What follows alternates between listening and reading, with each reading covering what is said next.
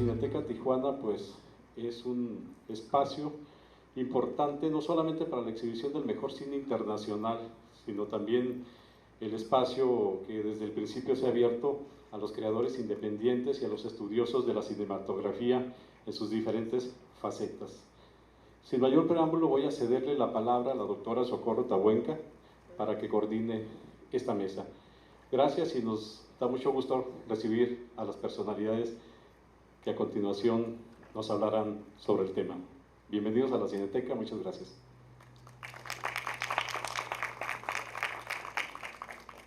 Muchas gracias, buenas tardes.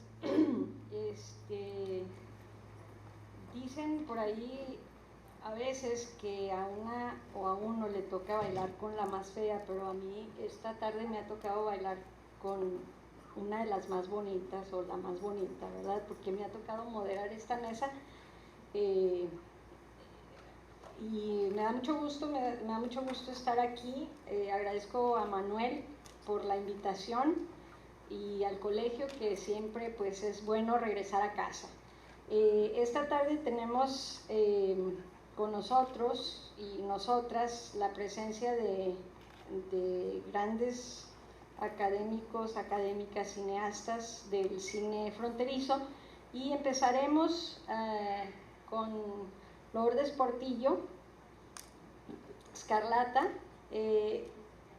que va a presentar lo mexicano dentro de mi obra. Lourdes Portillo es nacida en México, identificada como chicana, y es una escritora, directora y productora de películas enfocadas en la búsqueda de la identidad latina. Ha trabajado un amplio rango de formatos que van desde los documentales televisivos hasta los collages fílmicos satíricos. Entre sus obras se encuentran After the Earthquake, después del terremoto, sobre los refugiados nicaragüenses viviendo en San Francisco, The Mothers of the Plaza de Mayo, La Ofrenda, The Days of the Dead y The Devil Never Sleeps. Portillo ha colaborado con otras mujeres artistas buscando romper las prescripciones del quehacer documental tradicional, en que las mujeres y las mujeres de color en particular comúnmente han sido mostradas en un marco de objetivos muy diferentes a los de su contraparte masculina. Las películas de Portillo han recibido gran reconocimiento en más de 10 festivales internacionales de cine de mujeres. En 1994, Portillo recibe la beca Guggenheim en reconocimiento a su contribución fílmica. Su trabajo es ampliamente utilizado en aulas y círculos académicos, así como en distintos programas de estudio. Y bueno, claro, yo podría decir, Lourdes Portillo no necesita presentación, pero Lourdes, por favor, vamos a dar 20 minutos a las presentaciones de cada quien y a ver si al final nos queda tiempo para hacer alguna ronda de preguntas, que me parece que muchos de nosotros y nosotras nos quedamos en la mañana así como con ganas de participar. Gracias. Gracias, muchas gracias. Gracias al Colegio de la Frontera por invitarme otra vez, por la segunda vez, a tomar parte en este importante foro. Mi presentación tiene mucho que ver con lo visual y con mi trabajo más que lo que yo les pueda contar. Mi trabajo habla por sí mismo y les puede contar la etapa de la vida la cual estaba yo viviendo en ese entonces. Voy a empezar con una película y casualmente estaba escuchando a Malaquías hablar de los 70 y los 80 y cómo todos los chicanos y los latinoamericanos que vivimos en la área de la Bahía, en San Francisco, estuvimos tan inspirados por todos los movimientos revolucionarios que estaban ocurriendo en Latinoamérica en ese entonces. Para mí, una de las cosas claves que pasaron era, yo me estaba graduando del Instituto de Arte de San Francisco y me di cuenta de lo que estaba pasando en la Argentina en 1982-83, las desapariciones y la lucha de las madres de Plaza de Mayo. Esa fue la primera película grande que yo en realidad hice, no Nunca estudié cómo hacer un documental y yo creo que me ayudó a pensar de una manera más oblicua, más original, pero traté con la compañera Susana Blaustein hacer esta película sobre las madres de Plaza de Mayo, que fue la que nos marcó en realidad nuestra carrera desde ese entonces, en 1984-85. No se las voy a enseñar porque no la encontré en mi bolsa. Yo creo que correteando se me cayó. Pero en fin, esa fue la película clave porque fue nominada para un Oscar, aunque nosotros no sabíamos cómo hacer un documental. Lo que hicimos es que estudiamos los documentales de ese entonces, de esa época, y dijimos, así se estructura la película, tenemos que hacer esto, esto y lo otro. Nosotros estamos estudiando arte, que era una cosa totalmente diferente, y se nos dio que supimos cómo hacerlo y hicimos esta película que tuvo tanto éxito. Pero en fin, eso nos facilitó los próximos pasos para seguir haciendo cine. Una de las películas que yo siempre quise hacer fue sobre el Día de los Muertos, porque en San Francisco, en la Galería de la Raza, empezaban unos compañeros, René Yáñez y Ralph Maradiaga, a celebrar el Día de Muertos como se hacía en México. Ahí es cuando empezaron las celebraciones del Día de Muertos. Y me pareció una cosa fantástica, ¿no? Ver a la muerte desde otra perspectiva. Hicimos el Día de Muertos en 3 diferentes lugares, en San Francisco, en Oaxaca, y también tiene un tema también histórico que tiene mucho que ver con gente, antropólogos, ese tipo de cosas. Les voy a enseñar un pedazo de la ofrenda el Día de Muertos. A ver, el compañero que está ahí atrás.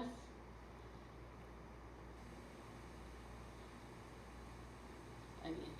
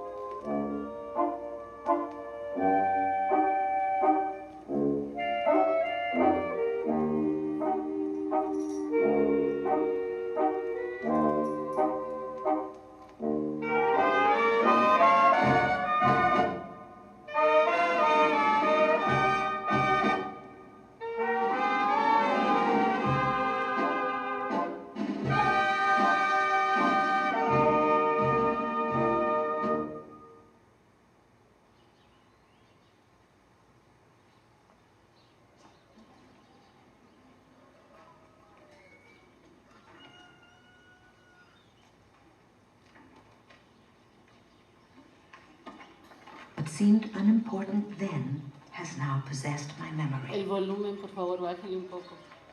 How we treated one another, how we lived, takes on great significance.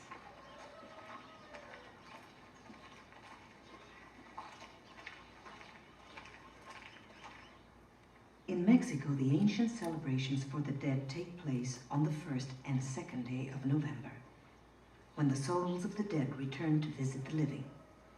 The preparations are given long and elaborate attention, marking the sacredness of the visit.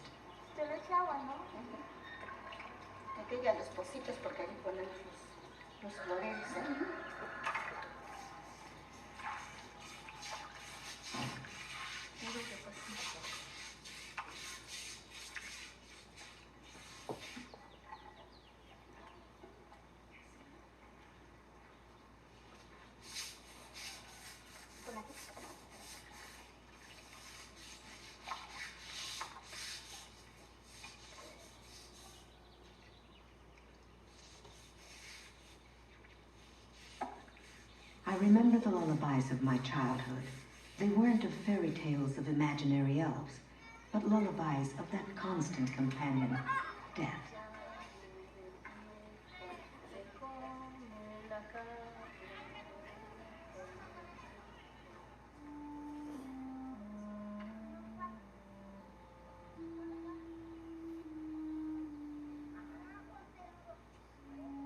Octavio Paz wrote, "In its celebrations, a culture steps outside time to acknowledge enduring truths.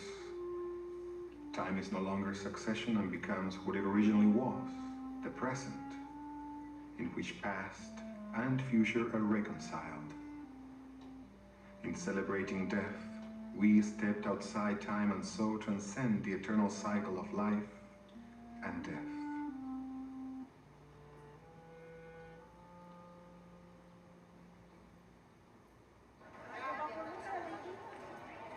The ancient Mexicans called this day the Feast of Death and Flowers, celebrating the transitory and flowering nature of life.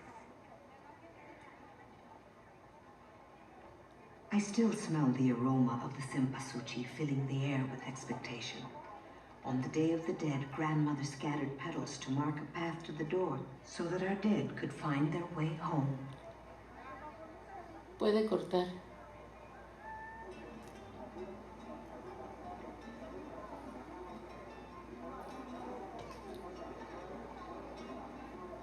Gracias.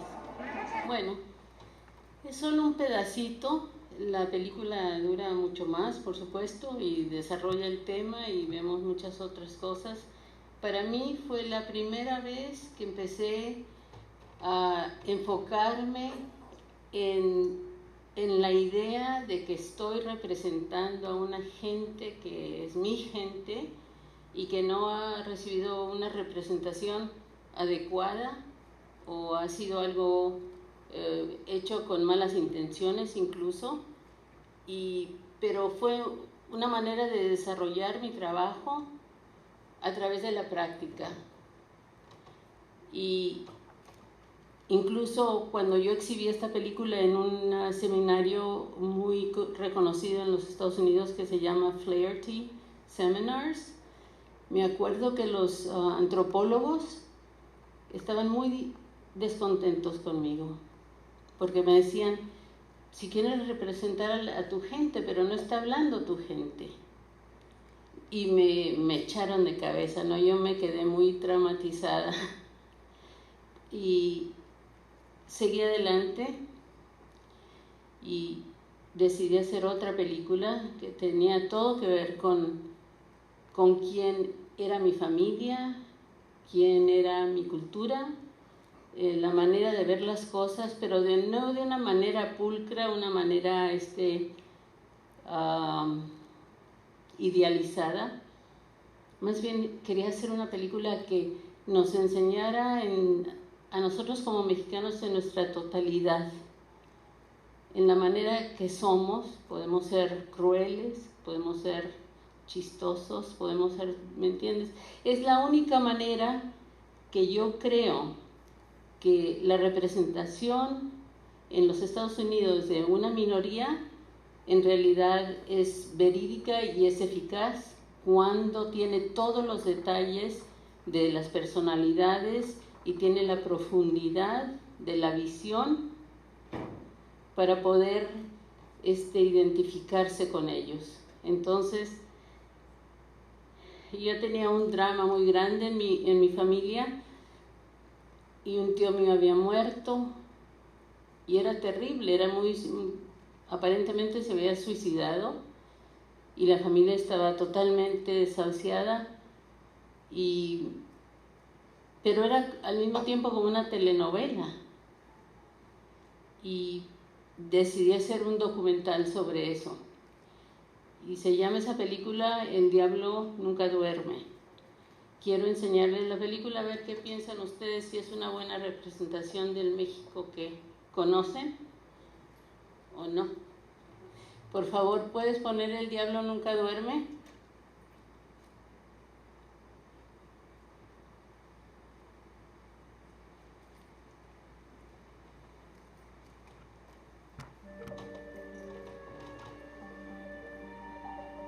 When I dream of home, something always slips away from me. Just beneath the surface, faces of my family, old stories, the land, mysteries about to be revealed. And sometimes I dream of Santa Rita, patron saint of Chihuahua, my hometown. She's also the patron saint of unhappy marriages, boils, and desperate causes.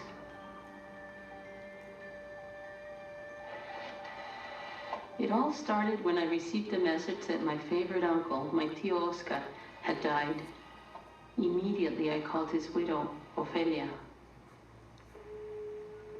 ¿Puedo? Sí, Lourdes. Luli, sí. Luli. ¿Qué pasó? ¿Qué pasó, Ofelia? Muy triste, Luli. ¿Qué pasó? Estoy muy triste. ¿Pero qué pasó? ¿Qué pasó de qué? Con mi tío.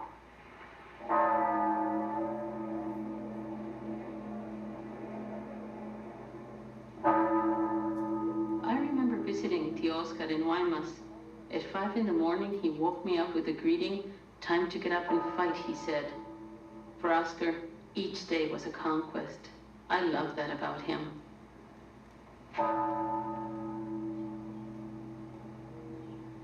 Family rumors were spreading like wildfire. You see, a lot of intrigue surrounded Tío Oscar's death. Betrayal, revenge, devils and angels. The smell of mystery was stronger than in any of my dreams. So of course I had to go to Mexico to find out what really happened.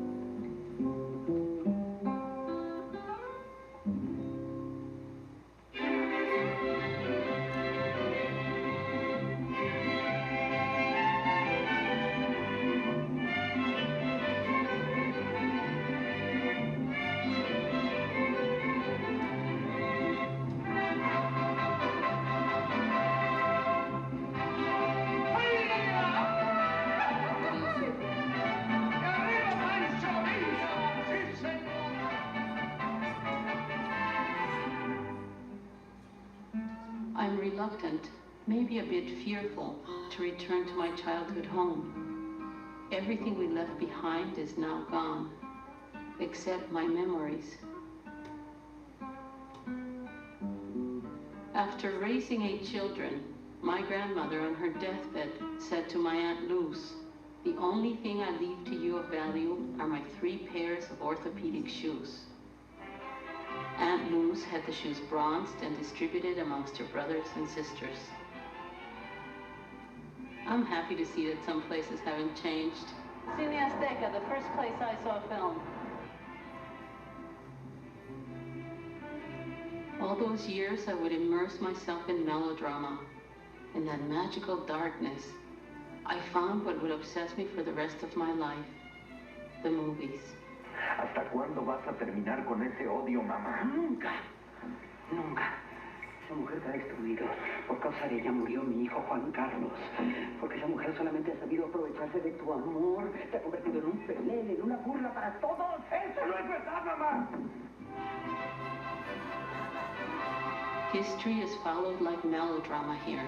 The passion for the great heroic legends is what people hold on to. The provinces have long been the stronghold of conservative values. In Chihuahua, as I soon found out, these values were a thin veneer of respectability, which obscured the sordid details of my Uncle Oscar's death. Entonces, fue cuando ya tuvo el carro casi, y que me dijo, pues, o sea, ¿qué no sabes cómo murió tu papá? Y le dije, sí, pues, le dio un ataque al corazón. Entonces fue cuando ya empecé a notar que los dos empezaron a ver como que Ricardo no sabía, ¿sí?, que a mí no me habían dicho la verdad. Entonces me dijo, mira Catalina, me dijo, tu papá no falleció así, tu papá se suicidó.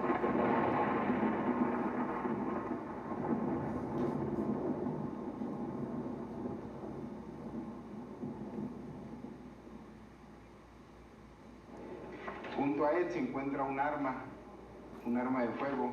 Él tiene un balazo. I feel disgusted looking at the police photos of my tío Oscar, but I have to admit, I'm also fascinated. El señor donde andaba haciendo ejercicio en la deportiva, parece que hacía eso andaba. Encontramos el arma y el cuerpo de él. ¿Puedo ver las fotos un poco? Sí. Un momento. ¿Por dónde entró la bala? Aquí, Arriba. ¿Dónde? Aquí arriba. en esta región de la cabeza.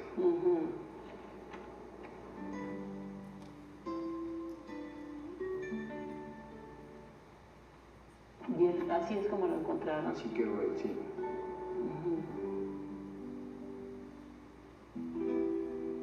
In my mind, Uncle Oscar is still that young, enthusiastic man I knew as a child. It's impossible for me to think that he killed himself. Estaba yo como unos 10 años y para una Navidad me trajo, trabajaba él en una imprenta, en Imprenta Palmora, y me regaló un lapicero así grandote con colores adentro. Eso fue para el 24 de diciembre, pero ya como para el 27 de diciembre ya no lo tenía porque se lo trajo a la Escuela de Agricultura. ¿Por qué? Porque yo ya nunca lo volví a ver. A él le gustaba mucho dibujar. Después me confesó que como le pintaba tanto, nomás fue prestado. Oscar was 12 years old when his father, Lamberto Ruiz, died, leaving a family of 8 children. It was Margarita, the eldest, who took over Oscar's upbringing. She worked as a governor's secretary to save the money it would take to send him to the School of Agriculture. Fuimos una cadena indisoluble todos. Mi madre decía que teníamos que ser unidos siempre. No necesitaba decirnos que fuéramos unidos, porque lo éramos. Pero después de que murió mi padre, los que más luchamos fueron Margarita, primero ella. Margarita sacó adelante a Oscar. Y ella era muy estricta, con Oscar, mi hermano, era muy estricta. Si sacaba una mala calificación, le escribía unas cartas de a metro.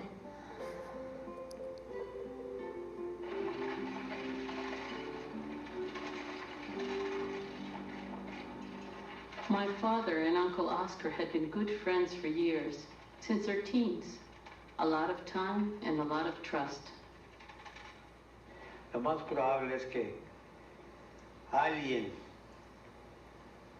planeó y lo ejecutaron, o sea, decir que lo mataron a él, pero no es posible que él se haya suicidado, no.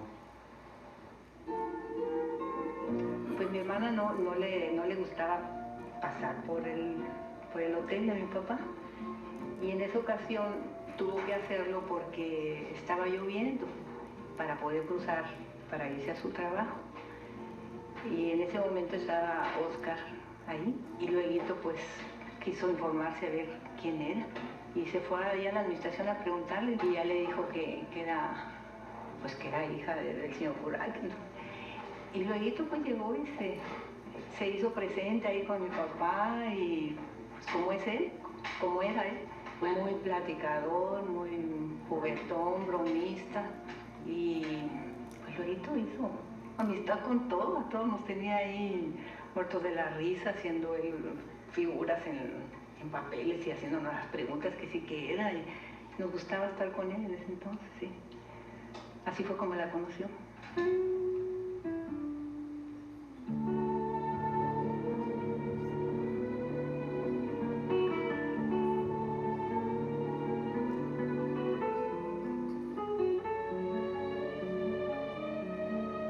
Ella era una mujer de raza yugoslava, muy trabajadora, muy seria, muy ecuánime, y tenía un amor desmedido también para la tierra, porque su padre también era agricultor.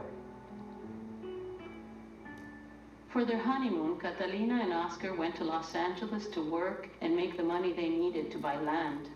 At that time, desert land in Sonora was just beginning to be developed for agriculture. Oscar became one of the first exporters of vegetables to the United States. Una vez que yo fui con él al rancho, me enseñó, cogía la tierra y me decía, mira, mira qué tierra, esta es tierra. Tiene limo natural que ha dejado el mar. Una tierra negra muy bonita. Aquí puedo sembrar lo que sea y todo crece. Y está el rancho muy bonito, bonito, lleno de tomate, de tomate grande, sandías, la mejor fruta, era una fruta preciosa la que se daba. Tío Oscar bought his first tractor to farm the land and load grain onto boats. They tell the story about the time the tractor was being lifted onto a boat and it slipped and fell into the water. The captain of the boat paid for the cost of the tractor in full. The next day, Oscar dove into the harbor and retrieved it, and that's how he got 2 tractors in one day. Puedes parar. Ese año en que se supone que se suicidó. Gracias. Que tenía que venir a cobrarle a Pancho.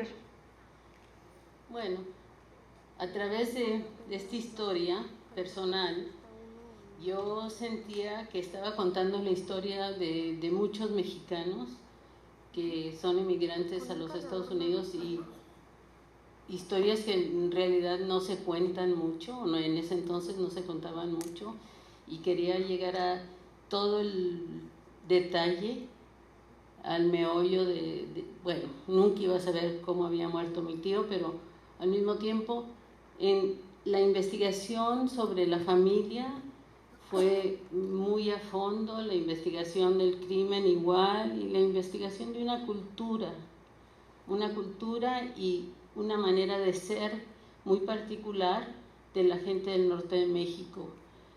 Y yo pensaba, cuando estaba haciendo la película, que estaba representando a la gente como es, no de una manera idealizada, sino que de una manera real, íntima. Y desde ese momento, desde que hice esa película, siempre he tenido eso como mi meta, de hacer cualquier película que tenga que ver con nuestra cultura, porque nosotros nos sentimos, tenemos muchos sentimientos hacia México, y queremos que nos vean como somos, con los defectos y con las virtudes que tenemos. Pero bueno, quizás algún día puedan ver toda la película para que vean cómo termina. Pero, en fin, eso es lo que les quería decir, que eso es lo que quiero seguir haciendo. Gracias.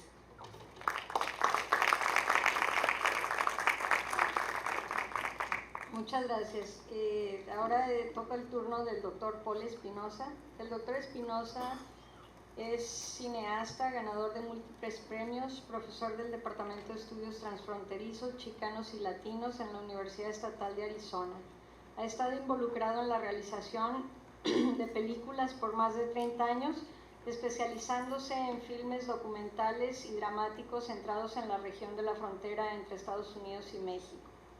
Espinosa ha producido, dirigido y escrito numerosas películas para PBS, incluyendo California and the American Dream, The Border, The U.S.-Mexican War, 1846-1848, and The Earth Did Not Swallow Him, y The Lemon Grove Incident. Recibió el grado de Bachelor of Arts por la Universidad de Brown y su doctorado por la Universidad de Stanford, ambos en antropología. Las películas de Espinosa han sido proyectadas en festivales alrededor del mundo y han ganado varios premios, incluyendo 8 Emmys. Ha sido galardonado en festivales de cine, en Phoenix, en Albuquerque, en El Paso, San Diego, y ha sido incluido el Hispanic Journalists Hall of Fame de la National Association. En 2010, Espinosa recibió el Outstanding Latino-Latina Cultural Award in Film of Performing Arts de la American Association of Hispanics in Higher Education. Y esta tarde, el título de su presentación es Reflections on Greater Mexico, Putting Chicano Stories on Film. Doctor Espinosa. Gracias, Socorro. Muchas gracias por esa introducción. Es un privilegio estar aquí con ustedes. Quiero también dar gracias a José Manuel Valenzuela y el COLEF para esta invitación de hablar con ustedes. Y también quiero pedir una disculpa porque voy a presentar en inglés. It's a real pleasure for me to be here at the Secut. It was nearly 30 years ago that I first came here to the Secut and actually did a screening of one of my very first films, The Trail North. That was a documentary about migration from Baja California to the United States. And the Secut had just been inaugurated, I think just less than a year before that. So it was a very auspicious moment to be presenting this, and also to be, I guess, beginning a career that really focused on this idea of El Gran Mexico, Greater Mexico. Jose Manuel Valenzuela this morning gave us a little bit of a framework for that. That term really begins with Americo Paredes many years ago, talking about the importance of this whole region, this transfronterizo region of northern Mexico, southwestern United States, basically this region where Mexicanos have been living for many years. And my career basically has been involved with really trying to tell stories about this region. I don't think I saw it that way at the very beginning, but I was drawn to working in this region. Many of you know that I worked in San Diego for many years. More recently, I've been in Arizona working with the School of Transborder Studies at Arizona State University.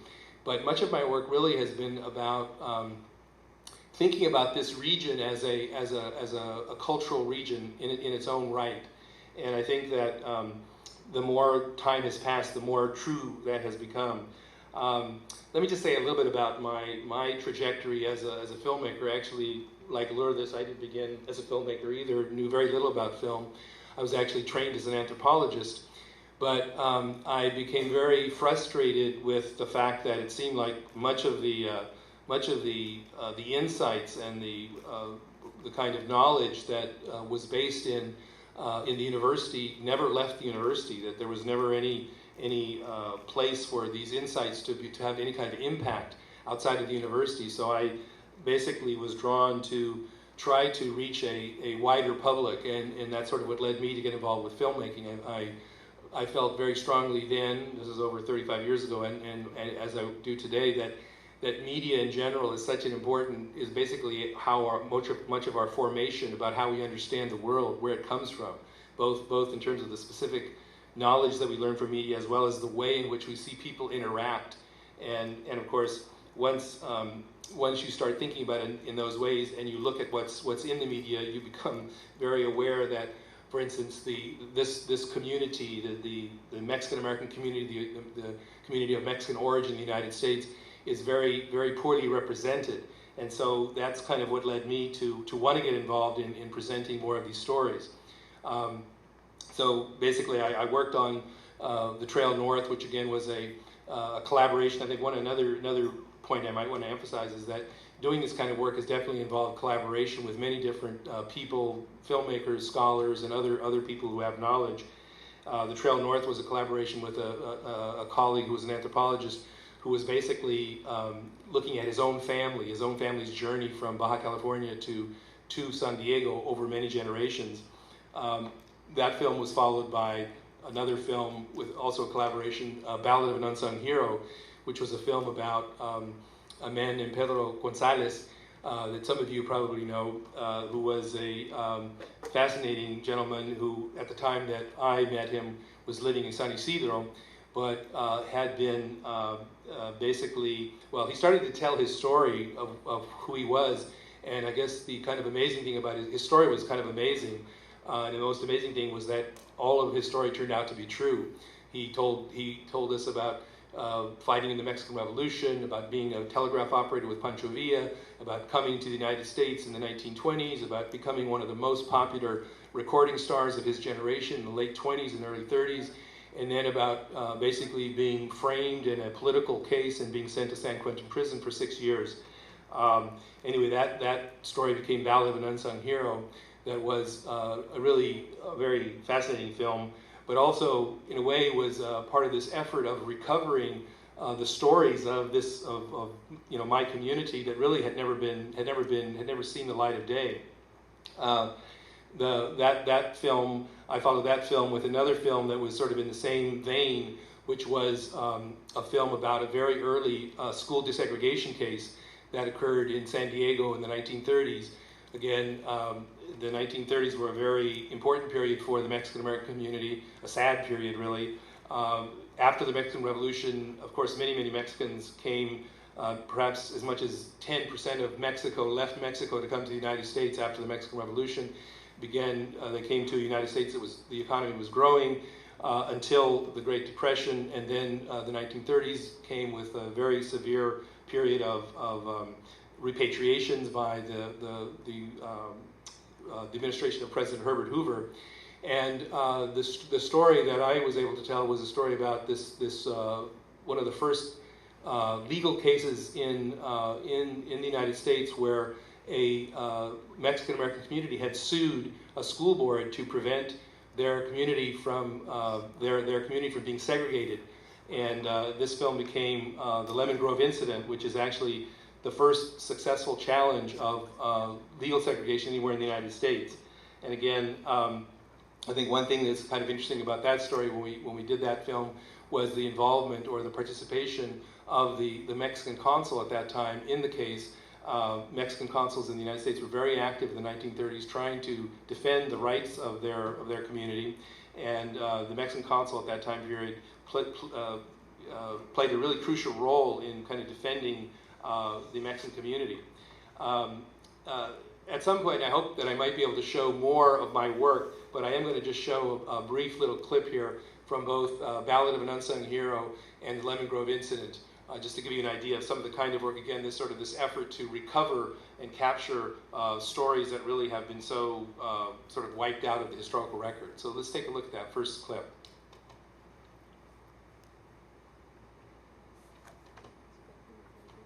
Seconds.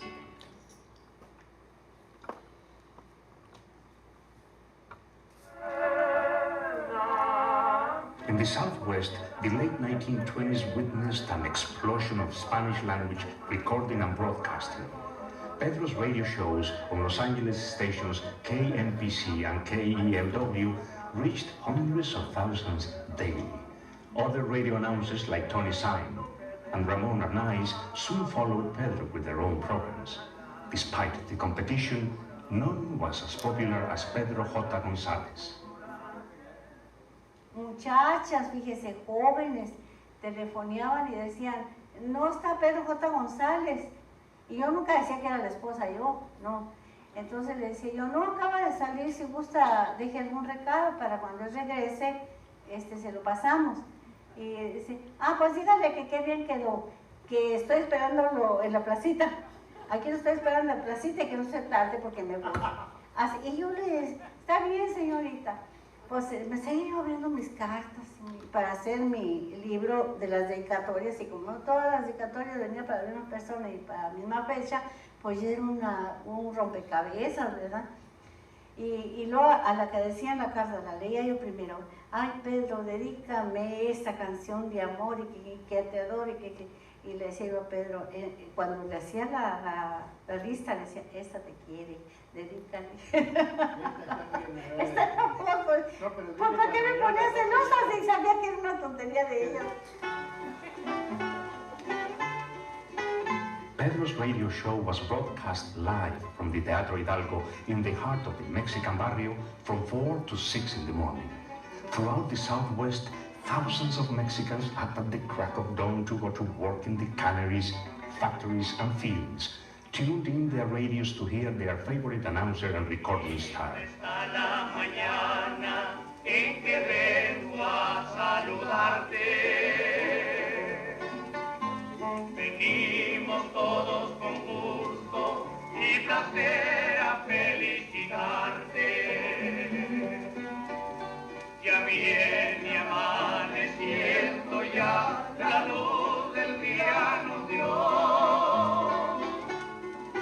Levántate, amiga mía, mira que ya amaneció.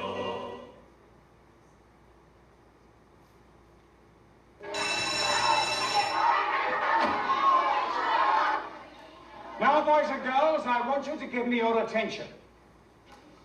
Now, I'd like all the Mexican students to line up over here. Now, the rest of you should go up to your classrooms. Now, come along, now move. Off you go. Come along. That's the way. No, not you, Roberto, Carlos. You belong over here. Come on, you girls. Come along, off you go. That's it. Come on, you belong over here. Come along, move along, move along. The books have already been sent over to the Olive Street School. Miss Elliot and Miss Markland are over there now waiting for us. Come along, move off to class. We should be walking over there in a moment. But for now, I want you to stay here. Now, what are you doing here? You should be in class. Come on, off your classroom. Right now. Come on, move. I know that the kids that I hung around with, or this side of the tracks, we didn't want to go to the school. Because the school looked funny. It was a big old barn, and here the other regular school was Stapo, and much nicer school. Yeah. Even if it meant, you know, that we would all be together with our friends, we still didn't like it. We could tell the difference.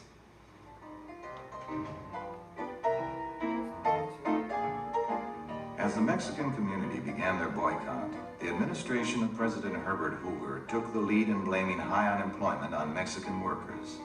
In early 1931, the Hoover administration instituted a national repatriation program for Mexicans. Over the next 8 years, nearly 500,000 people of Mexican descent were sent back to Mexico, including many who were American citizens. What both of these early works really were about, again, was sort of this recovery of this history that had been pretty much painted over, or really left completely outside of the main story. And I guess as time went on, I found myself just working again on so many stories like this, covering certainly immigration was another major issue that was very, very prominent in the 1980s. The passage of the Immigration Reform and Control Act in 1986, and at that point, although actually by comparison to today, this whole issue of immigration seems like a very calm issue compared to what it's become today. But certainly there were growing cries for doing something about immigration. I was able to do a number of films basically looking at the undocumented population in the United States, trying to again present the story of these people's lives to a national audience. Maybe I should have said also at the beginning that much of my work basically was done for public television, for PBS. I don't think that there's any real venue in the United States for this kind of work outside of PBS. It's been very difficult to find a place for this kind of work to live, and PBS certainly has been one of the main places where my work has been shown. Although that said, it was difficult to get this work onto the national schedule. And let's say by the early 90s, I became aware, some of you hopefully may know there's a major national series on PBS called The American Experience. The American Experience. So what is The American Experience about? Well, early on, really the series had no stories about Latino issues at all. And I, with another colleague, was able to sort of break into the American Experience, and we were able to do several films one about miners in Arizona, about the mining experience, Los Mineros, and then secondly, a film about Pancho Villa, The Hunt for Pancho Villa, that was done also for the American Experience. But those were actually the first two shows that showed on the American Experience. This is a series that presents about 25 shows a year about various aspects of American history, and it took them quite a while to actually focus on this as something that they thought was important. Parallel to this is kind of interesting. Around this time in the early 1990s, there was also growing interest and awareness in Mexico about the Mexican-American community. We heard this morning from representative from the El Instituto de los Mexicanos de las Afueras, and I think it was in the early 90s that this institution was actually created, and that was a time when there was an invitation to a number of Chicano filmmakers to actually come to Mexico City and present our work. It was called Chicanos 90, and it was a very interesting moment where, much to our surprise, about 10 of us Chicano filmmakers were invited, and we were given the red carpet treatment. We were actually declared honorary citizens of Mexico City. We showed a lot of our work. We met people in the government. We met people in other filmmakers. Unfortunately, we didn't get any funding, but... Also, you should mention that there were no women in that group. And there, and, I went there. You know, oh. Yeah, but there were... Not Chicanos. Yeah, well, actually, there was one. There was Esperanza Vasquez was there. That's the wife of Moctezuma Esparza, for those of you who know. But yes, it was certainly male-dominated. Although this was at the invitation of the Mexican government, so I'm really shocked and surprised at that. But I'm shocked and surprised that the Chicanos accepted. Okay. Well, in any case, this was, again, I think, getting back to this issue of El Gran Mexico, something that was, again, this sort of growing awareness, because I think in the early 90s we started to see, not just in film, but in other arenas, a growing interest in having more relationships between the Mexican-American community and Mexico itself. And so that's something that's also, I guess, deepened over the years. I think that, basically, there's obviously much more work that needs to be done in this area. But one of the, I had a chance to work on quite a few other projects, one of which we're going to be showing on Friday, the adaptation of Tomás Rivera's novel, Y no se lo trago la tierra, which is a novel that was written in 1971 about growing up as a migrant farm worker, and I'll say more about that on Friday. But also, another major project that I got involved in was a major series on the war between Mexico and the United States.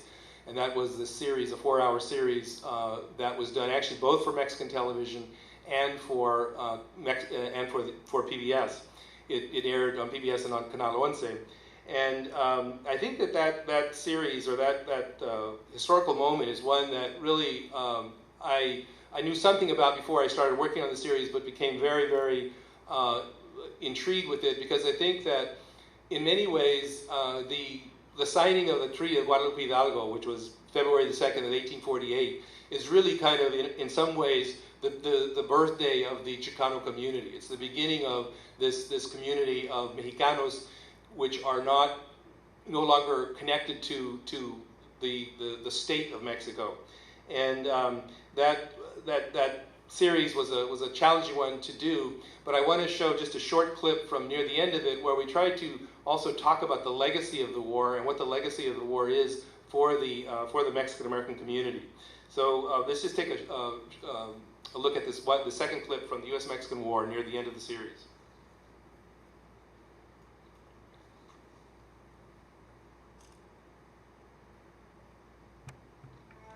But the United States' sudden expansion inflamed an issue that had haunted the nation since birth. Would these lands be slave or free?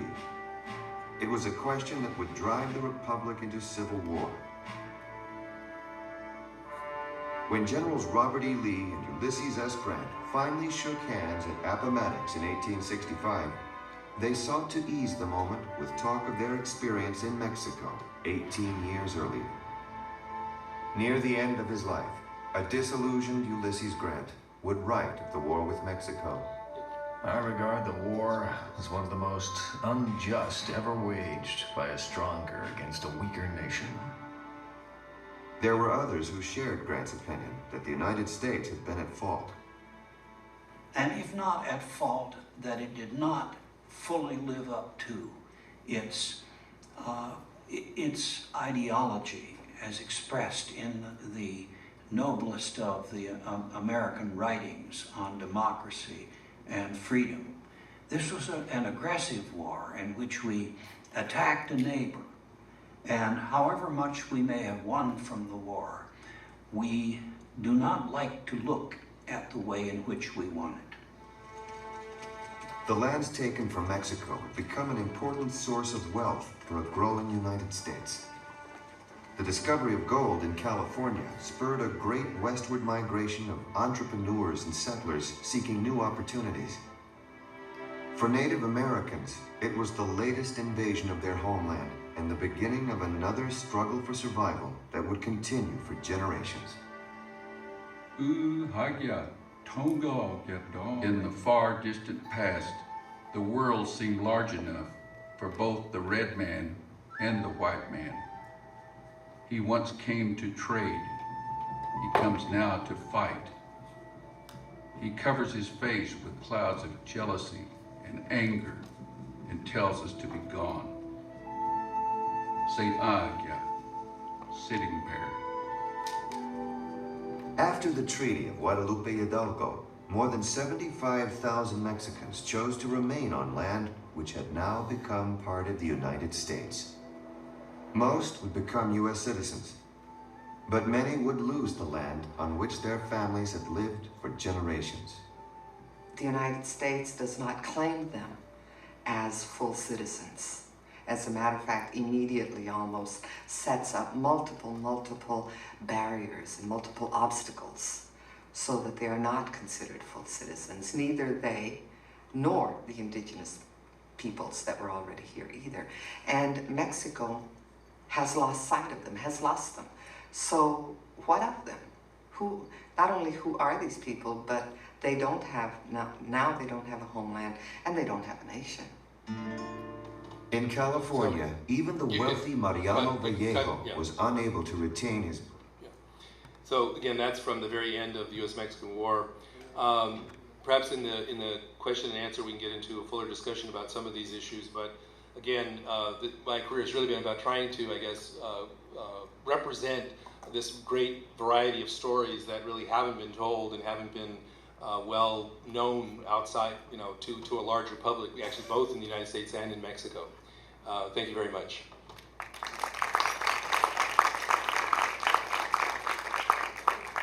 Muchas gracias. Y ahora toca el turno a la doctora Norma Iglesias. Norma Iglesias tiene más de 32 años de experiencia en la investigación académica sobre procesos culturales en la frontera México-Estados Unidos. Es licenciada en Antropología Social por la Universidad Autónoma Metropolitana, maestra en Ciencias en Comunicación por la Universidad Iberoamericana y doctora en Teoría de la Comunicación por la Universidad Complutense de Madrid. Es profesora y directora del Departamento de Estudios Chicanos de la Universidad Estatal de San Diego desde 2000, así como investigadora del Departamento de Estudios Culturales del Colegio de la Frontera Norte desde 1982, actualmente con licencia. Es miembro del Sistema Nacional de Investigadores Nivel 2.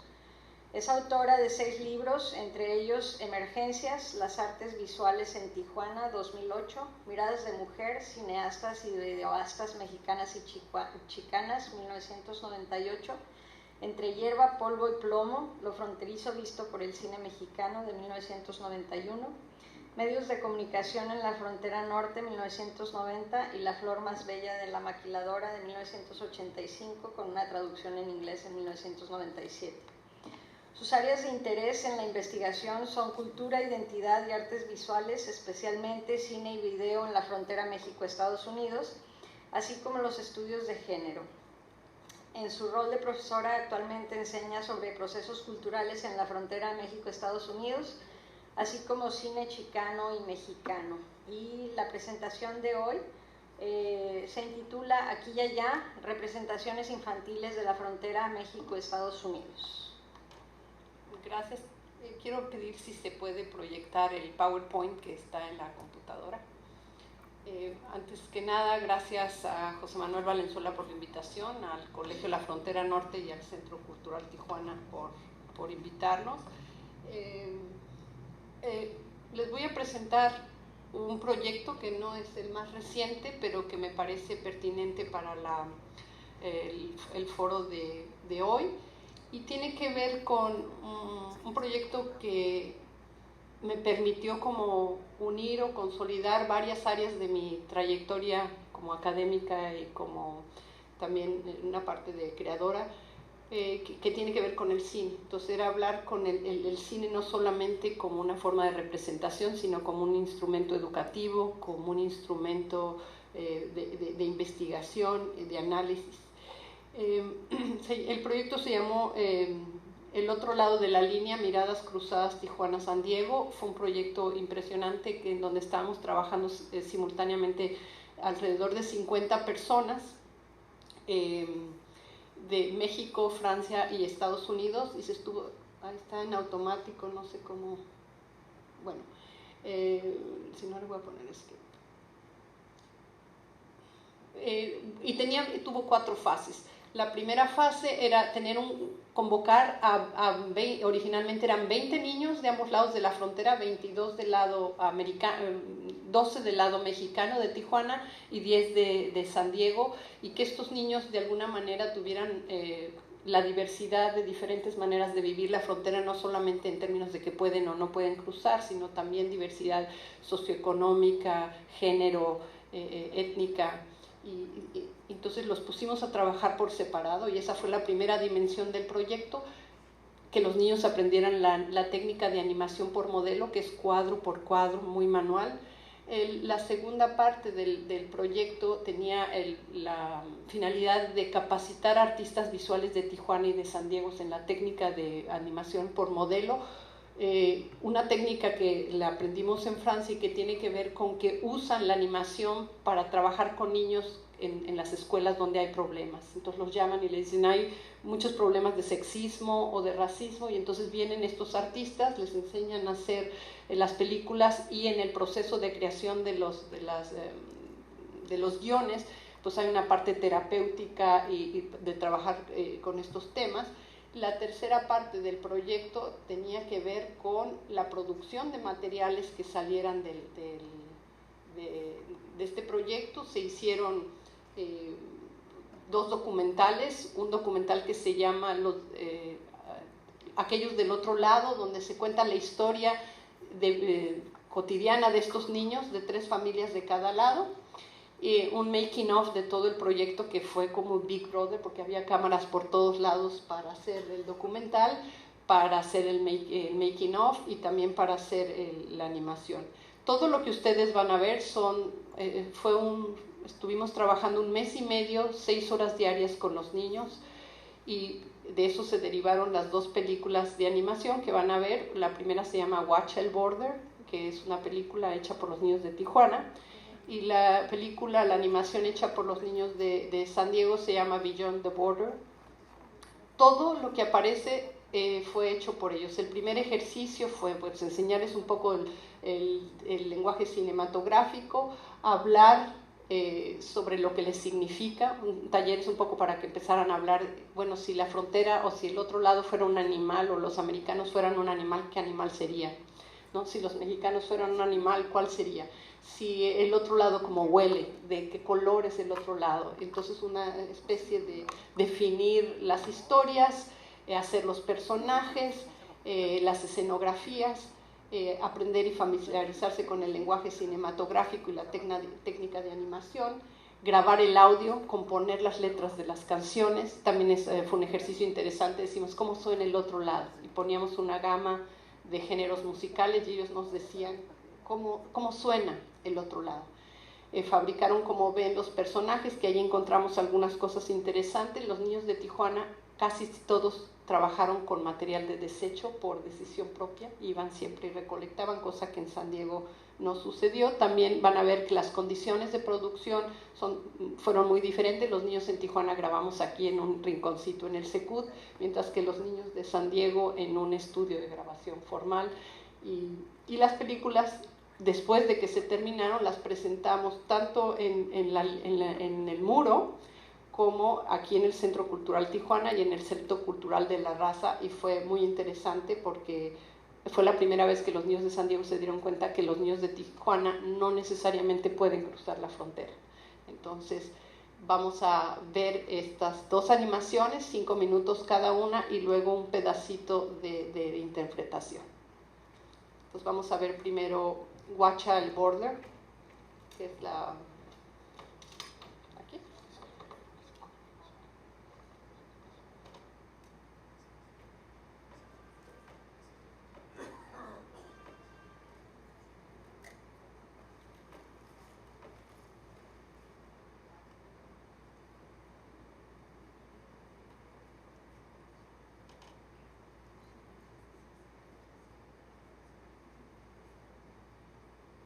Hay una imagen que ya no hubo tiempo porque no la pude... en uno de los dibujos le dijimos a los niños, antes de hacer la película, dibujen San Diego.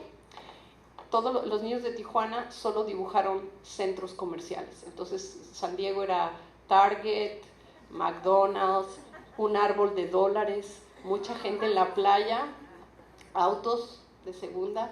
Y en el caso de San Diego, los niños pensaban en Tijuana, solamente eran casitas y un camino largo Ensenada. Se ve que los niños pasan y se van rápidamente.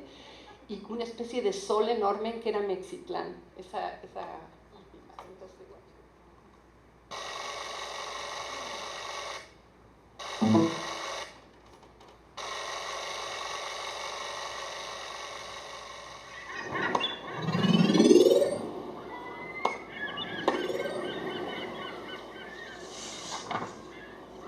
Recuerdo cuando nos conocimos. Mamá, apúrate, vamos al zoológico, ya es tarde. Ya voy, tengo que arreglarme. ¿Dónde están los pasaportes? Ay, papá, ojalá estuvieras con nosotros para ir al zoológico.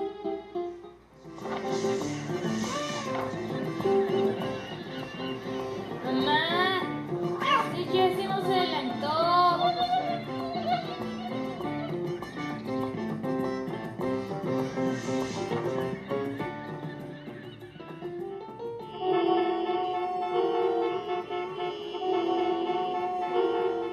¡Tamales! Señor, ¿me da una nieve de limón?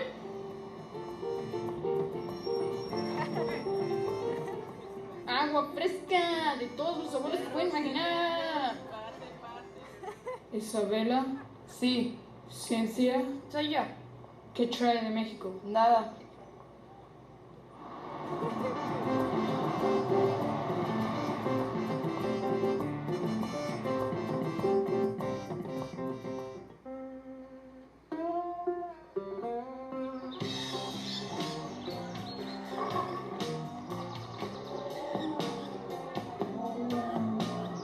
Oh, I can stop. Watch out.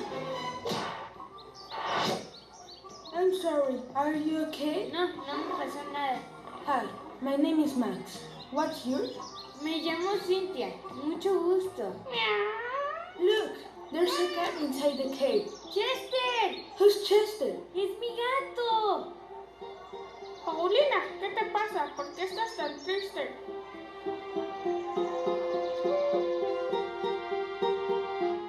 Paulina, here are your vegetables.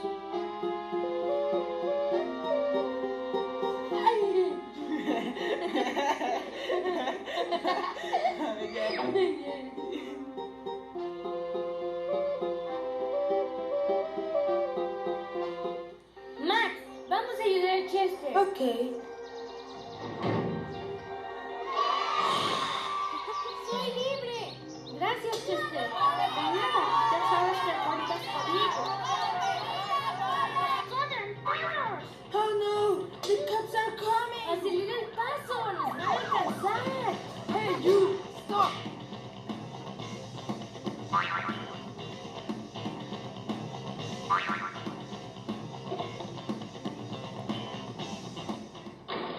¿Me da 3 o 4 kilos de carne, por favor? Sí, claro. Gracias. ¿Qué hace una porquera? Esto es lo más sabroso que he probado en mucho tiempo. Oh no, they're coming again. Hey, you, stop. ¡Suban a mi lomo!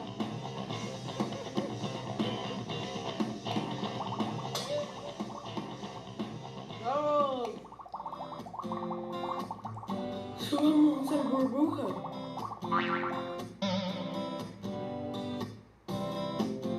Hey, what you doing with my father's photo? ¿Cómo? Watch it. Yo tengo la otra parte de la foto. ¿Eso quiere decir que somos hermanos? ¡Te quiero mucho! Nunca pensé que tuviera una hermana tan bonita como tú.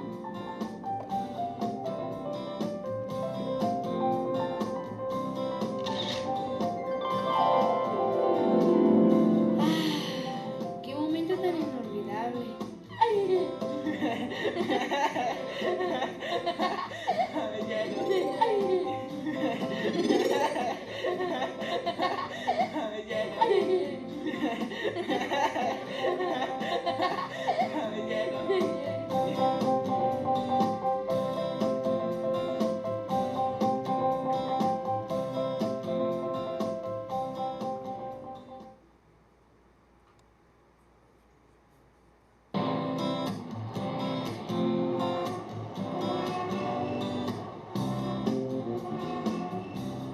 Esta es la que fue hecha por los niños de San Diego.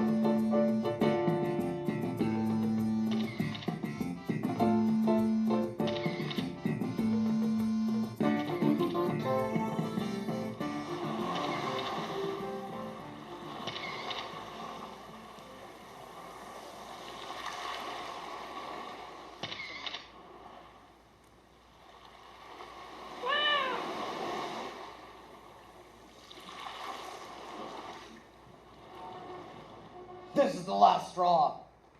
If you don't get an exciting story, you're fired. Yes, sir.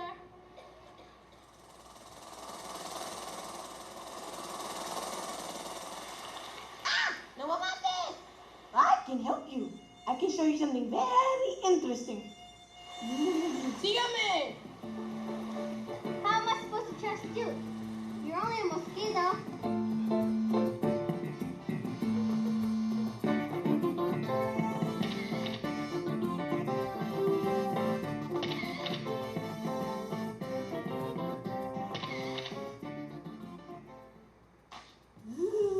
There it is. Mi casa está under that file. Apesta! Super chino, man.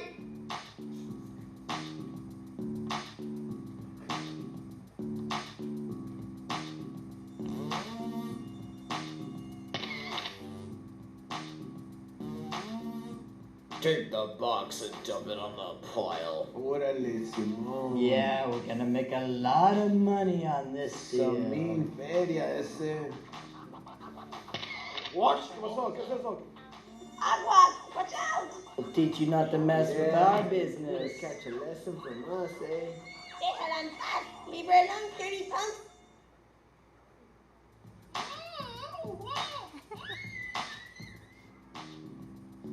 Oh my god! It's you! Yes, it's me. I have pictures. I saw everything. You'll never get away with this. Oh no, it's you that will never get away.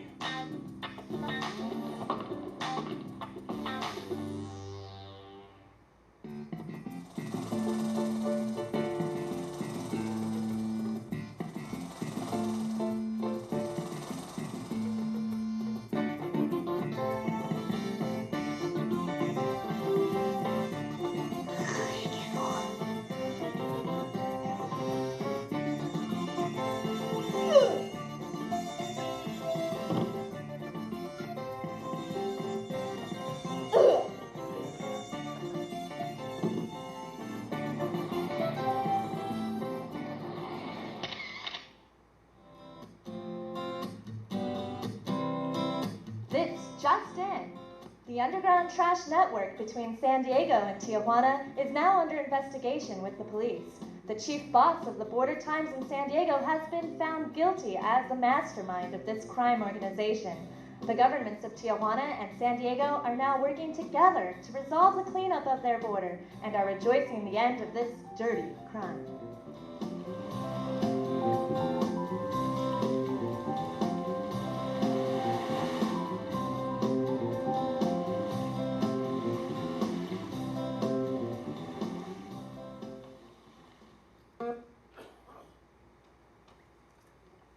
Bueno,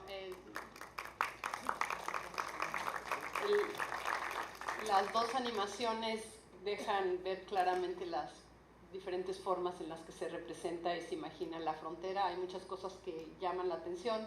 Brevemente, por ejemplo, los personajes, en el caso de los niños de Tijuana, hay un balance interesante entre un niño y una niña, uno de San Diego, o un americano y un mexicano, y animales,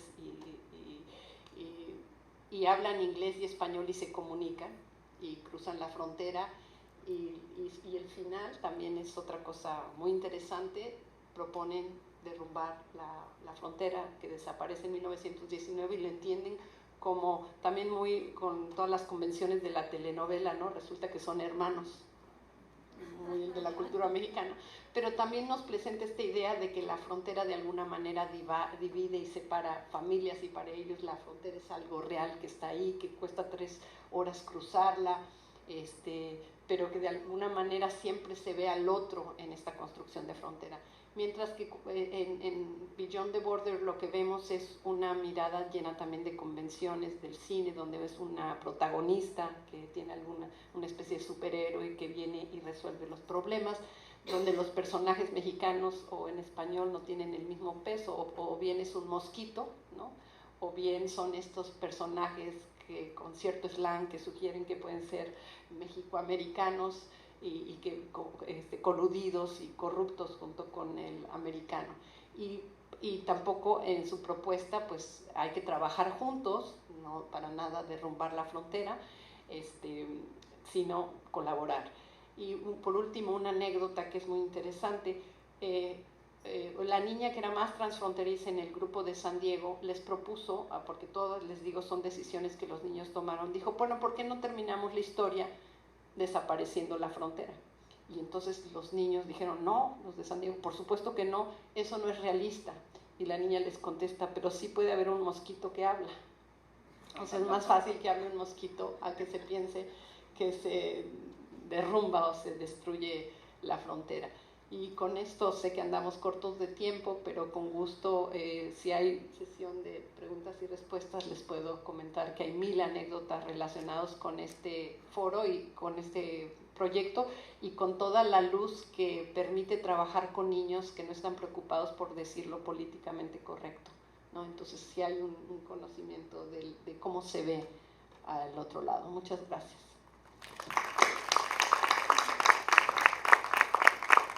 Gracias, Norma. Terminamos el panel con la presentación del doctor David Maciel.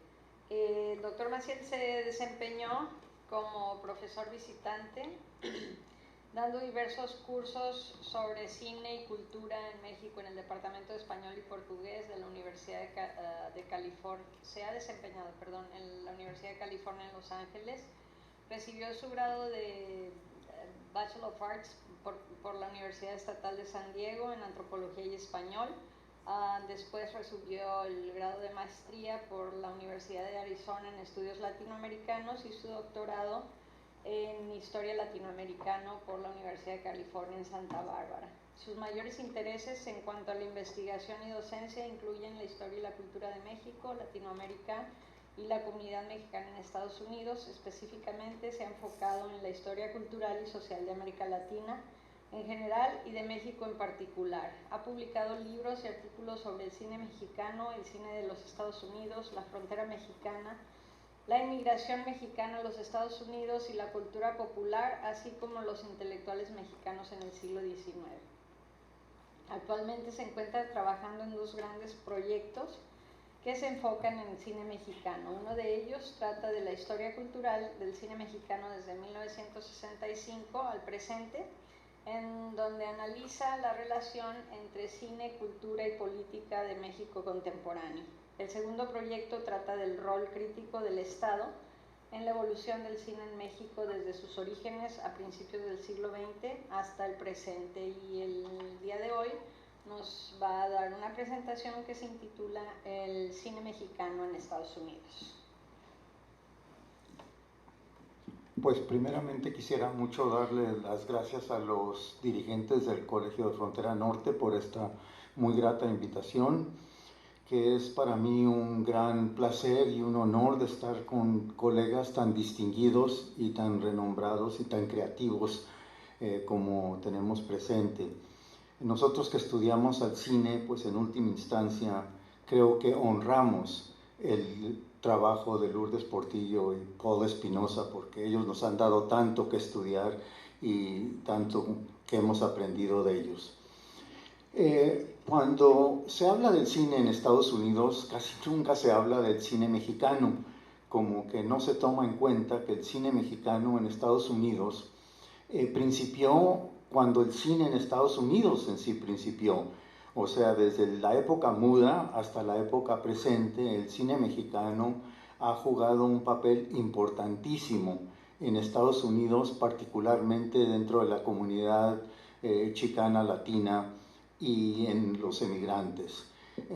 Recordemos un poquito de historia, que en la época muda, en la época silente, se acaba de terminar un magnífico estudio del investigador Rogelio Agra Sánchez, en donde él estudia con gran rigor toda la difusión del cine mexicano en la época silente en México, digamos desde principios de siglo hasta 1934, en la cual él señala que a pesar del olvido que se ha tenido esta gestión por los estudiosos de ambos países, el cine mexicano, aún en la época muda, fue exhibido ampliamente en Estados Unidos por una múltiple de factores y razones. Recordemos que a principios de siglo, en Estados Unidos, las comunidades emigrantes que emigran, recordemos también que en el periodo de 1900 a 1930 son las grandes corrientes migratorias, que se calcula que en esos 30 años casi el 20% de México emigra a Estados Unidos. No todos, a pesar de los estereotipos, fueron obreros o fueron campesinos que emigraron. Emigraron gente de todo índole, de todo sector social, artistas, caricaturistas, cineastas, escritores, etc. Y uno de los más importantes emigrantes dentro de estas corrientes migratorias fue gente de teatro, que comienza su carrera en México y la sigue posteriormente en Estados Unidos, y se fundan compañías de teatro en todo Estados Unidos y grandes salas de teatro. Hay un gran investigador que se llama Nicolás Cañelos, que ha estudiado muchísimo el teatro en español en México, y él dice que estas fueron la época dorada del teatro en español en Estados Unidos, o sea, estos primeros 2 décadas del siglo XX. La importancia que tiene esto para el cine es que se crearon estas salas grandes, teatrales, que tenían gran popularidad en las comunidades chicanas y mexicanas de migrantes. Al entrar el cine y reemplazar el teatro como, digamos, la práctica más popular de entretenimiento, estas salas de teatro se convierten en salas de cine. Y entonces continúa material en español, ahora cine reemplazando al teatro por su popularidad. Recordemos otra cosa del cine silente en esta época. Hollywood no ofrecía nada de interés para los mexicanos, incluyendo, fíjense, aquí hay una gran contradicción que todavía no se ha estudiado lo bastante, que en el cine de Hollywood en esta época, 2 de sus superestrellas fueron nada menos que los mexicanos Ramón Navarro y Dolores del Río. Pero si uno ve la trayectoria de Dolores del Río en Hollywood y la trayectoria de Ramón Navarro, ninguno hizo papel de mexicanos en estas épocas gloriosas, incluyendo, a la vez que estos dos eran superestrellas, Ramón Navarro nada menos hizo la primera versión de Ben-Hur, la gran épica del cine silente en Hollywood, hasta que Cecil B. DeMille empezó con su gran trayectoria de películas épicas. Pero aquí tenemos a Ramón Navarro, pero no haciéndola de mexicano, sino de Ben-Hur, un judío. Y Dolores del Río, que ya llega a superestrella en Hollywood, no hace papeles de mexicana o latina en Hollywood.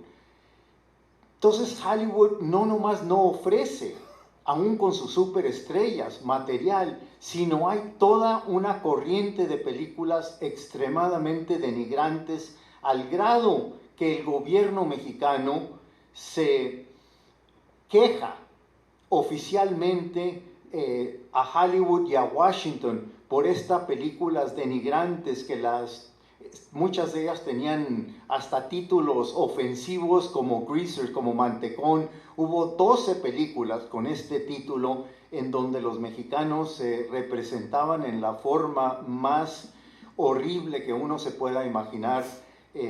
Y esta corriente está al lado de estas dos superestrellas. Estas contradicciones todavía, como digo, no se han estudiado lo bastante. Esos capítulos que faltan de estudiarse. Pero entonces, o sea, porque andamos cortos de tiempo, no quiero enfocarme demasiado en estas tesis, pero a la vez que Hollywood no ofrece nada, entonces el cine mexicano es el único que ofrece entonces como a través de los siglos. Pasemos de la época muda a la época ya del cine hablado, a la época sonora, y la época sonora concuerda con los inicios de la época de oro del cine mexicano, que bueno, cada investigador pone una fecha exacta o variando de cuándo comenzó la época de oro, pero casi todos concuerdan que se consolida el cine mexicano y se inicia lo que llamamos la gloriosa época de oro con Allá en el Rancho Grande.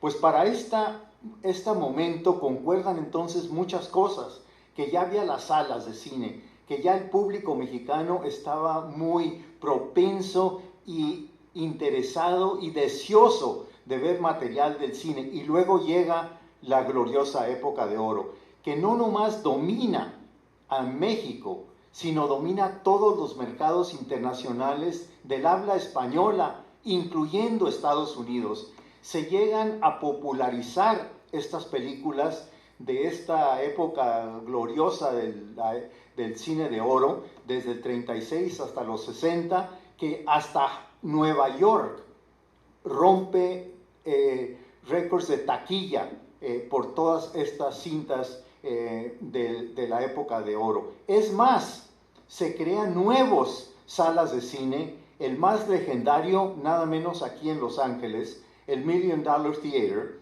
que luego resultan que las películas de la época de oro se estrenan casi simultáneamente en México como en Estados Unidos. Es más, no puedo pensar en ningún gran actor o gran actriz del cine de oro mexicano que no viniera a estrenar sus películas en Hollywood. Recordemos nomás el caso de Jorge Negrete. Llega a Los Ángeles a estrenar su última película, El Rapto, cae gravemente enfermo y muere en Los Ángeles. Esto era típico de todas las superestrellas, desde Cantinflas hasta Pedro Infante, hasta Jorge Negrete, María Félix, etcétera, que continuamente viajaban a Estados Unidos y que el cine mexicano recupera una fuente de ingreso importantísima con el mercado de Estados Unidos. Pero para mí esto no es la gran importancia del cine mexicano en Estados Unidos, viéndolo nomás industrialmente, sino cuál era el significado social, cultural y espiritual.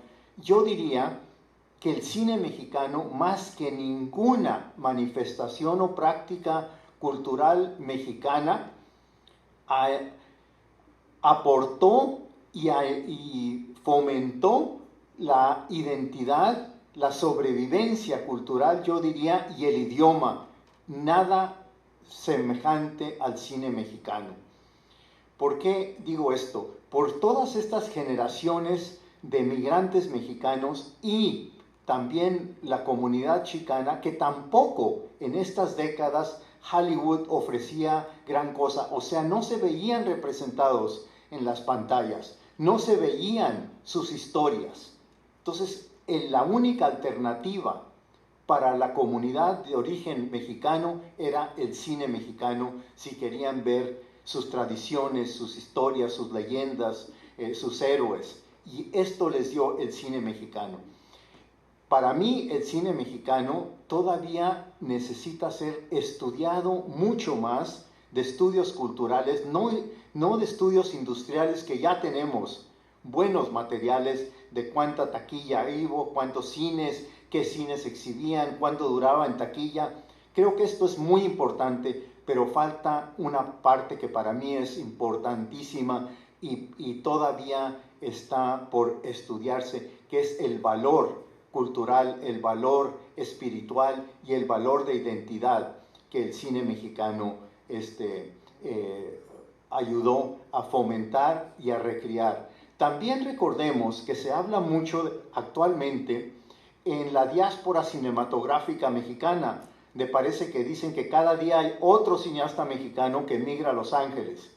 Pero recordemos que en la época de oro, muchos de los grandes directores, actores, pasaron tiempo en Hollywood, aprendieron su quehacer en Hollywood, desde el Indio Fernández, Alejandro Galindo. Casi pudiéramos nombrar todos los directores del cine mexicano pasaron por Hollywood, fueron inspirados por Hollywood y recibieron su entrenamiento. Gabriel Figueroa, el gran camarógrafo mexicano, pasó tiempo en Hollywood, aprendió de maestros de Hollywood. Claro que él elevó mucho más la cinematografía de lo que aprendió de sus maestros en Hollywood, pero todos estos nexos merecen un estudio mucho más profundo.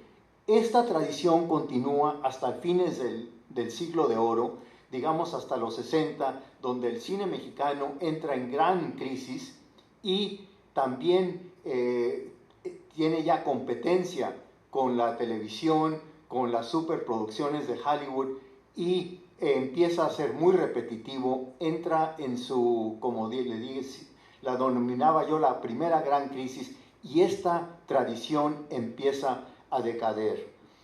Pero yo diría que hasta los 60, hasta fines de los 60, y luego hay un pequeño renacimiento en los 70, el cine mexicano fue fundamental para la cultura chicana mexicana en Estados Unidos, y hoy día estamos viendo unas vertientes que también van a tener mucho impacto. La última película, por ejemplo, la que arrasó con los Arieles en México, La Jaula de Oro, creo que es excepcional en todo sentido y también muestra unas direcciones del cine mexicano que tendrá mucha relevancia.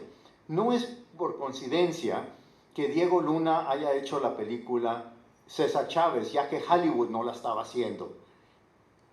Pensemos, todos tenemos diferentes opiniones sobre la película, pero vemos que todavía hoy día el cine mexicano está buscando un mercado y un público estadounidense, particularmente con la comunidad chicana. Todavía mencionó Paul este encuentro de Chicanos los 90. Yo creo que sería muy, pero muy pertinente que hubiera Chicanos 2015, 2014 y otro encuentro de cineastas que ya son de varias generaciones y cineastas mexicanos que están abordando estos temas. Pues como creo que ya nos hemos pasado mucho de tiempo, esta sería una plática para mucho más, pero quiero que parar aquí y dejar tiempo para preguntas e inquietudes. Muchas gracias.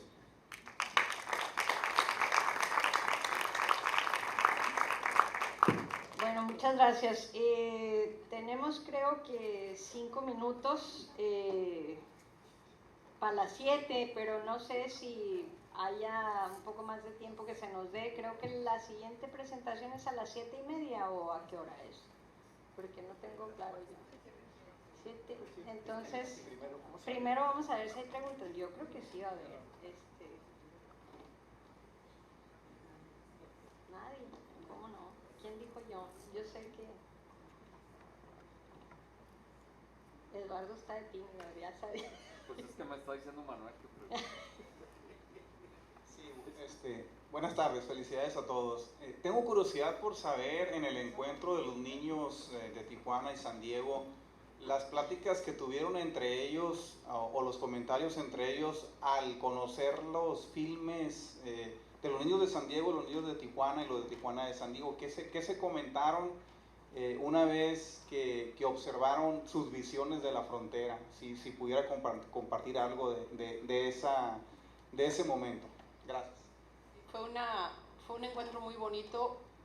No dejamos que se conocieran antes, porque no queríamos que interviniera en la forma en que se representaban.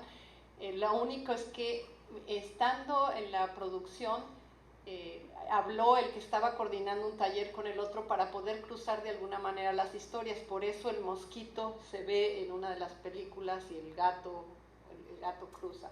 Y cuando se encontraron, no se encontraron todos, porque dos de los niños de San Diego varios de los niños de San Diego nunca habían venido a Tijuana, y hicimos el estreno de las películas primero en el Centro Cultural Tijuana, al cual solo fue 1/3 de los niños de Tijuana pudieron ir allá. Entonces, la primera fue una sorpresa de cómo los niños no pueden venir acá, porque todo el mundo se imagina que la frontera es tan fácil de cruzar como es para ellos. Y ahí, de alguna manera, hubo una especie de reclamo de ambos niños, es decir, ¿cómo? Porque se enteraron, por una de las pláticas del niño, de uno de los niños, uno de San Diego pensaba que no había carros en Tijuana, que todavía había carretas. Entonces estaba ofendidísimo el niño. Y se sorprendieron los de San Diego de que la película de los niños de Tijuana era bilingüe y que originalmente no tenía subtítulos. Entonces, esta idea de que, bueno, los mexicanos sí hacen un esfuerzo por hablar inglés. Pero de alguna manera creo que fue un encuentro de unos cuantos reclamos, pero mucho de sorpresas de lo que estaba pasando. Y como los adultos que estamos ahí, una de las cosas más interesantes es que una de las niñas se paró en plena presentación aquí, creo que en el Secut, y le escribió una carta a Bush en donde le dijo que cómo era posible que no se pudiera cruzar, ¿no? Y se hizo muy amiga hasta la fecha de la niña líder y más transfronteriza de San Diego. La otra parte que entiendes mucho de cómo los niños representan cuando se ve el otro documental. El papá que dice que jamás va a dejar venir a sus hijos a México, que es solamente corrupción, y te narra un poco su vida. Esa segunda parte entiendes por qué los niños hacen lo que hacen. La gran lección que sacamos en el taller, y que es la que comparto desde hace muchos años, es que los niños con mayor experiencia de cruzar la frontera son los niños con mayor libertad de decir muchas cosas, que realmente la transfronteridad les da una identidad mucho más fuerte y un dominio más y reconocimiento de qué tan importante es ese otro en tu vida, cómo el otro forma parte de tu vida, cosa que en general en el ejercicio de San Diego no se pudo hacer. Pero fue de sorpresas, se encontraron unos aquí en Secut, se abrazaron, y lo curioso, como te digo, es que algunos, en 3 casos, se quedaron de amigos para toda la vida, y lo hacen a través del Facebook y del chat. La pregunta para David sobre la época de oro del cine mexicano, del 36 al 60, porque...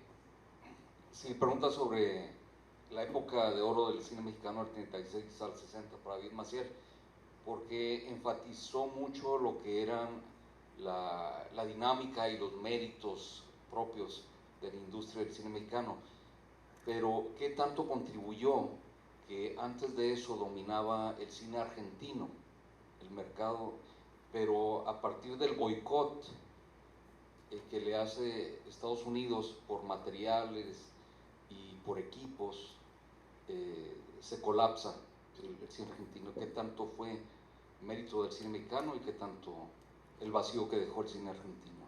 No, pues tienes razón, el cine argentino sí era popular, pero no fue tan popular ni en México, ni mucho menos en las comunidades mexicanas en Estados Unidos.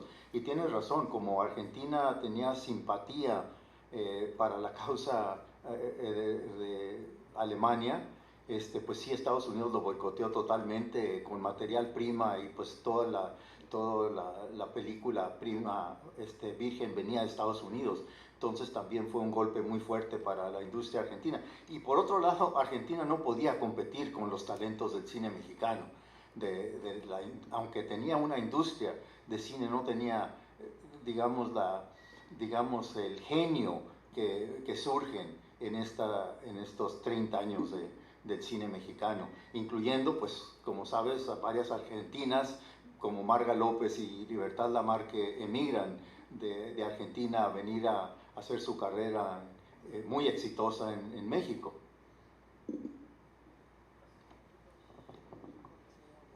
Yo tengo una pregunta para Norma.